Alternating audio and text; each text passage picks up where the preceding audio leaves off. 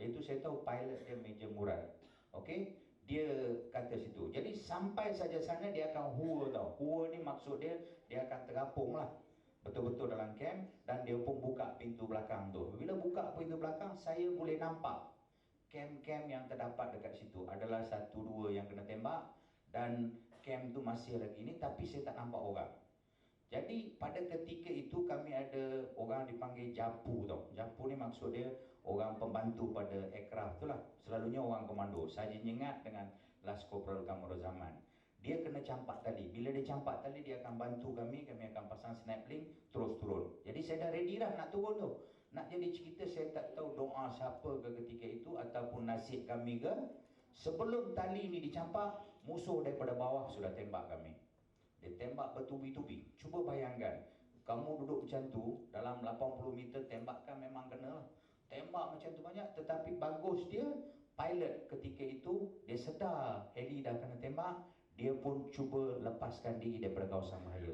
Dia pun terbang. Pada ketika itu, saya rasa mungkin dia tak pernah kena tembak macam tu tau. Dia terus nak terbang balik ke, dia tak ada nak singgah mana-mana, nak balik ke Gubeng. Pada ketika itu, saya tengok ada salah seorang anggota saya, nama dia Trooper Isak, dia tunjuk, tuan, tunjuk tangan, tengok jari dia dah tak ada. Kena tembak. Darah mengalir. Lepas tu, saya tengok sebelah saya adalah Batman saya. Batman ni pegawai, kalau pergi operasi, dia ada seorang orang kuat dia lah. Pemana kira pembantu dia duduk sebelah. Tuan, saya rasa saya pun kena tembak, dia kata. Saya rasa kena tembak kat punggung. Tengok-tengok betul dia kena tembak. Bila kena macam tu, saya pun mulalah saya pun angkat kaki kanan saya slow. Lepas tu angkat kaki kiri. Manalah tahu saya pun kena tembak. Jadi kita tak tahu pasal tembusan dah ni. So lepas tu ada lagi seorang Trooper Ahmad, dia pun kena juga. Jadi satu keadaan yang tak berapa ni lah. Tapi luckily dia bawa terbang terus ke Gubeng. Masa ketika nak sampai dekat Gubeng tu, orang bawah tu lihat berasap helikopter tu, dan dia orang boleh nampak lah apa ni, macam ada benda minyak tu ni lah. Tapi nasib baik sampai helikopter tu tak meletup apa-apa, terus mendarat, tapi semua dikeluarkan. Lepas tu dia orang tahu tip merah dekat situ, jadi heli tu kira dah kena cedera lah. Okay? Jadi kami pula di-deploy tempat lain. Jadi pada apa yang berlaku ketika itu, apabila heli kena tembak saja, lagi satu perancangan telah dibuat di mana mereka telah panggil lagi satu kali lagi squadron daripada Sungai Udang, iaitu yang tinggal sana X squadron dengan Y squadron. Jadi dia orang campur-campur dapat 60 orang. 60 orang terus diterbangkan dengan gunakan caribou dan juga jet, terus landed dekat Butterworth. Daripada Butterworth mereka masuk dalam. Pada ketika itu, trup yang 2 tu, 7 dengan 9 trup telah pun diterbangkan masuk dalam Thailand, duduk sebelah dengan kawasan camp yang kami jumpa tu. Jadi kami akan jadi macam cut off lah. Jadi orang ni pula akan buat serangan daripada sini. Jadi bila buat serangan, bila dia orang keluar, kami boleh tembak lah. Dalam paper tu memang sedap lah didengar kan. Jadi itu berlaku pada 17 hari bulan 17 hari bulan April tembakan tu. Jadi dia orang pun deploy dah masuk. Jadi apa yang berlaku, kami ada dekat sana pada ketika itu, ada salah seorang, orang pertama yang kena bobby trap adalah Trooper Mustafa. Tapi kami selamatkan dia, dah keluar, tapi kami duduk buat tugas dekat situ. Dan ketika itu X Squadron dengan Y Squadron di bawah Kapten Sudirman. Sudirman, bukan Sudirman Haji Arsyad tau, yang Sudirman Haji Ahmad. Dia, lepas tu Lieutenant Aziz Rashid dan Lieutenant Azizan. Dia 3 pegawai sudah datang sini. Apabila sampai dekat Gubeng saja, mereka ada 60 orang, dia nak volunteer 40 orang saja. Jadi dia pilih 40 orang, dibahagikan pada 3 kumpulan, dan mereka telah didaratkan dalam camp tersebut. Okey, mereka pun mendarat. Apabila mereka mendarat saja dalam camp tersebut dengan cara abseiling dan sebagainya, jadi orang pun cubalah nak bersihkan kawasan tersebut. Tengok-tengok yang pihak musuh telah pun on kan dia orang punya bobby trap. 3,000? 7,000? Dalam 3,500 bobby trap. Bobby trap ni, jerangkak sama ni, untuk maklumat, bila pijak tu mungkin anda pijak satu, orang lain pun boleh pijak. Okey? Kena je mungkin putus kaki, putus tangan, macam-macam boleh berlaku. Sebab Yang saya paling marah sekali pada Jelangkak Samar lah. Kalau musuh tu tak apa, kita dah ada depan, kita boleh bertembak. Tetapi Jelangkak Samar ni, sorry lah, dia akan sapu kita semacam je. Itu pakar tu ada dekat sini, Lieutenant Colonel Basri. Kalau nak tanya lebih, kena tanya pada dia lah. Tetapi walau bagaimanapun kami juga dilatih, tapi sikit lah, dia lebih sikit, okey. Jadi bila turun saja tengok-tengok Sarjan Mat Jantan seorang, salah seorang daripada kumpulan tu kena bobby trap. Kemudian dalam masa beberapa minit je, Encik Husin pula kena. Lepas tu Encik Yaakob pula kena. Dia putus tangan, yang kawan tu putus kaki. Jadi dah pergerakan dah slow. Bila kena bobby trap, faham-faham je lah. Dan lepas pada tu pergerakan dalam camp tu jadi problem. Jadi kita nak pergi buang air pun, untuk maklumat, terpaksa dia tak boleh lah pergi ke mana-mana. Duduk kat situ je lah, nak buat macam mana. Okey. Jadi tengok keadaan tu terlalu banyak sangat, sebab tu kami perlu pihak sana telah minta bantuan dan kumpulan jurutera yang pakar lah, telah diturunkan pula dekat situ. Jadi dah turun masa ketika dia orang buat search dan sebagainya, mereka telah jumpa hampir 8 terowong dekat situ, dan engineer telah ditugaskan untuk bersihkan tersebut. Pada ketika nak buat kerja itulah, Lieutenant Colonel Basri pun ada di situ. Masa tu dia Lieutenant muda. Jadi ketika itu salah seorang anggota dia kena bobby trap dan meninggal. Okey. Jadi sebelum tu dah berlaku dah. Jadi bila meninggal, itu satu insiden dekat situ. Dan pada ketika itu lebih kurang pada 26 hari bulan April, heli sentiasa terbang dan sentiasa dia datang dekat Camp Gubei untuk bagi makan catuan dan sebagainya. Dan ketika itu memang tempat tu hot lah, nak bergerak dan sebagainya. Sini pun ada pilot dan sebagainya. Pada ketika 26 hari bulan, sewaktu heli itu pergi, heli itu pula kena tembak. Tembakan tu kami dengar sebab kami ada dalam sekitar kawasan tersebut. Kami dengar. Tapi bila kami menghubungi markas atasan tanya, sebab pada ketika itu pagi itu saya dengar saya punya sandre iaitu Big Boss nak melawat kami.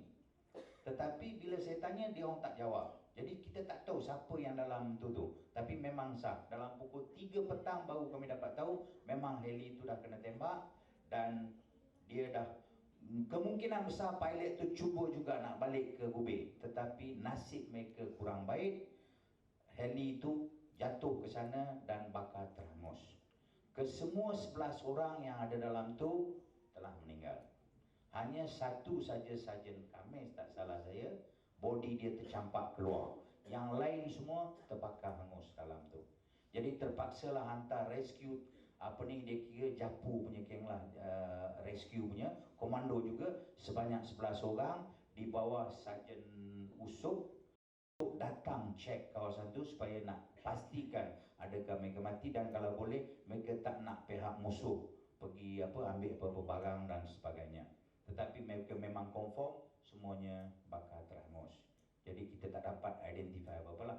Tapi walau macam mana pun sepatutnya mereka keluarkan mayat pada itu. Tapi apakan daya, heli masa tu dah bagi arahan lepas pukul 3 je kalau boleh jangan terbang lah, takut kena apa-apa. Jadi terpaksalah yang sebelah orang ni berlonggok sebelah sini dan mayat-mayat tu ada sebelah sini. Cuba bayangkan. Dan apa yang saya dapat tahu lepas saya temu juga dengan rakan-rakan saya, ada yang sampai hampir 1 bulan tak makan. Sebab dia masih lagi ingat dia punya keadaan tersebut. Kalau kita seorang pun dah terasa lain, ini pula 11 orang, cuba bayangkan. So sedih-sedih jugalah, tapi nak buat macam mana, itu adalah salah satu tu. Jadi pada ketika itu apa yang berlaku, pihak atasan telah ambil keputusan. Sana dah seorang dah meninggal jurutera, sini dah 11 orang, mana 12 orang dah meninggal. Tapi musuh kita tak dapat apa-apa. Tapi yang kena bobby trap dah hampir 20 orang. Okey, yang putus tangan, putus jari dan sebagainya. Jadi terpaksa pihak atasan mengambil keputusan, okey, kamu semua akan dikeluarkan. Withdraw lah.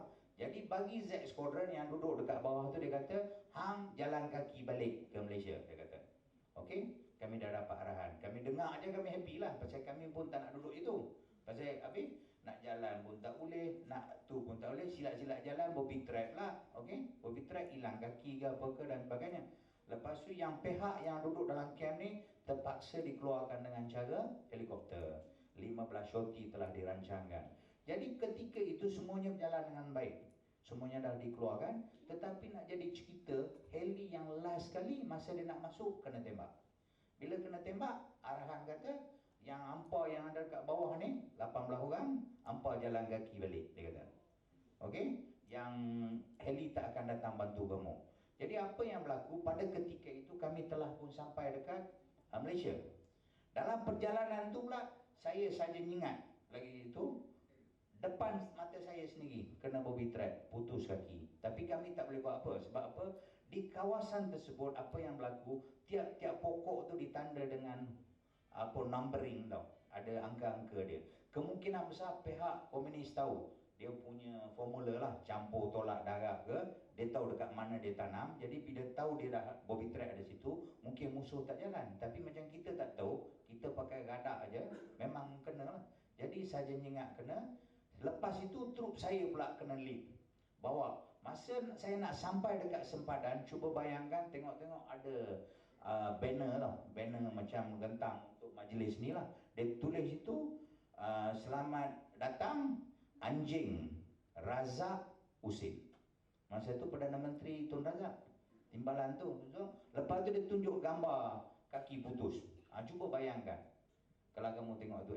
Saya tengok banner tu baru, bukan yang jenis lama punya tau, baru lagi. Jadi mana dia baru pasang, dia tahu cara kami bergerak, tapi kemungkinan besar dia tak nak bertindak di atas kami. Sebab dulu apabila komando deploy saja, Harimau 1 kami panggil dia, dia tak akan bertindak. Kalau dia bertindak, mungkin dia pun kena lah. Jadi kemungkinan dia ada dalam sekitar kawasan tersebut tu, jadi terpaksalah kami masuk juga. Okey, tak jadi masalah. Jadi kami dah masuk dalam. Jadi yang 18 orang atas ni, apa yang dapat maklumat, mereka kehabisan makan dan mereka kena balik. Jadi bila nak balik tu, macam mana dia orang nak balik? Pasal pasukan yang paling hampir, Z Squadron dah kembali ke sini. Jadi mereka kena balik tu. Jadi dia pun tak boleh gadak semacamnya. Pasal kawasan yang kami pergi itu adalah perkampungan musuh. Okey, silap jalan aja, semua jalan. Tetapi bagus dia, Lieutenant Aziz Rashid, dia dapat kawal anggota tersebut dengan dia bagi tahu, jangan sekali-sekali kamu lepaskan tembakan. Kalau kamu lepaskan tembakan, pihak musuh tahu. Dan mengikut laporan, saya tahu lebih kurang 100 musuh yang panggil Black Ninja. Pakaian tu yang jenis apa, kalau tengok muka dia tu ada apa, kena torek sinilah apalah dan sebagainya. Kumpulan komando dia lah. Dia dah keliling orang ni. Dan hinggakan Lieutenant Rashid sudah hantar satu mesej dekat markah atasan, siapkan 18 keranda. Jadi cuba bayangkan bagaimana keadaan dia macam tu. Kalau saya duduk situ pun saya akan hantar macam tu punya mesej. Okey? Sebab ni. Jadi pada ketika itu 18 orang nak keluar. Lepas tu pasukan yang paling hampir Z Squadron. Tengok-tengok OC saya Kapten Azman dah masuk, dia pun panggil, Raja kau datang sini, dia kata.